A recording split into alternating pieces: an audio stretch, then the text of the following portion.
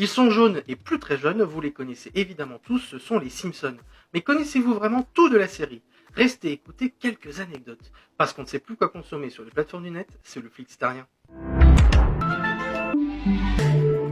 Créée en 1989, Les Simpsons est la série à la plus longue longévité avec désormais plus de 700 épisodes répartis dans 32 saisons et encore 2 autres ont été commandés à coup sûr par la Fox qui détient les droits de la série jusqu'en 2082. Face à eux, la Fox a également diffusé plus de 250 séries qui se sont depuis arrêtées. Si vous voulez vous faire un petit marathon Simpson, il faudra néanmoins vous munir de courage puisqu'il faut en tout et pour tout moins de 10 jours non-stop pour voir la série en entier. Vous le savez sans doute, les Simpsons habitent au 742 Evergreen Terrace dans une maison facilement reconnaissable. Alors que les recettes de la série ne sont pas au mieux, l'idée vient de construire la maison des Simpsons en vrai.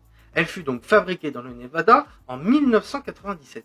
Malheureusement, avec les plaintes du voisinage à cause du remue-ménage créé par les touristes, la maison fut gagnée dans un concours avant d'être difficilement vendue après avoir été refaite du sol au plafond, n'ayant aujourd'hui plus rien à voir avec la maison des Simpsons, une bonne idée mais pas un grand succès. C'est également le cas avec l'anecdote qui suit, avec un autre concours, cette fois pour devenir un personnage de la série. Vous vous souvenez peut-être de ce double épisode qui a tiré sur Monsieur Burns, qui avait mis en ébullition les fans de la série, tentant de trouver, avec de nombreux indices cachés dans l'épisode, qui pouvait autant en vouloir à Monsieur Burns. Cependant, personne n'a jamais gagné puisque la tireuse Maggie Simpson n'avait été découverte par aucun participant. Même la personne qui a remporté le tirage au sort obligatoire dans le règlement du concours a préféré recevoir une somme d'argent. Si le hasard a quelquefois été appelé pour des concours, ce n'en est pas un de circonstance pour les noms qui ont été choisis par Matt Groening, le créateur de la série, puisque ce sont les membres de sa propre famille. Homer et son père, sa mère et Margaret, ses sœurs Lisa et Maggie. Pour les autres personnages, Wiggum est le nom de sa mère, mais la plupart des autres noms viennent des noms de rues de sa ville. D'ailleurs, Springfield a été choisi car c'est le nom de ville qui revient le plus aux États-Unis, presque 30 fois dans la moitié des États, permettant à chacun de s'identifier. On a tendance à régulièrement voir sur les réseaux sociaux des posts montrant les prédictions qu'auraient fait les Simpsons.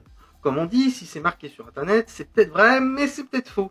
Non, les Simpsons n'ont pas prédit le Covid, ni Ebola. Ils n'ont pas non plus prédit l'autocorrection des smartphones, puisqu'ils se moquaient d'un système déjà existant. Par contre, ils ont vu venir les montres connectées, ils ont bien anticipé le mandat de Trump dans un épisode où Lisa lui succède, ou encore le rachat de la Century Fox par Disney 19 ans avant que cela provienne. Vous pouvez d'ailleurs retrouver toutes les saisons de la famille la plus folle d'Amérique sur la plateforme Disney+. D'ici là, rendez-vous toute la semaine prochaine pour une nouvelle semaine de conseils quotidiens et surtout n'oubliez pas, soyez flexitariens.